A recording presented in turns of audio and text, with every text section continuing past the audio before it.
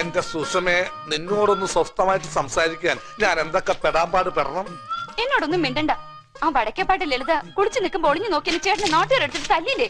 അയ്യേ, അത് നാട്ടുകാർ വെറുതെ പറഞ്ഞാണ്. ഞാൻ ലക്ഷ്മിയുടെ വീട്ടിലേക്കുള്ള വഴി ചോദിക്കാൻ വേണ്ടി ലളിതയുടെ വീട്ടിൽ ചെന്നു. അപ്പൊ അവിടെ ആരുമില്ല. ഞാൻ ആ വാതിൽ നോക്കിയപ്പോ ലളിത നിന്ന് കുളിക്കണ്. ഞാൻ ചെയ്ത് തെറ്റാന്ന് എനിക്ക് അപ്പം ബോധ്യമായി. പിന്നെ ലളിത കുളിച്ചിരുന്നവരെ ഞാൻ അവിടെ നിന്ന് മാപ്പ് ചോദിച്ചു. അത് തെറ്റാ?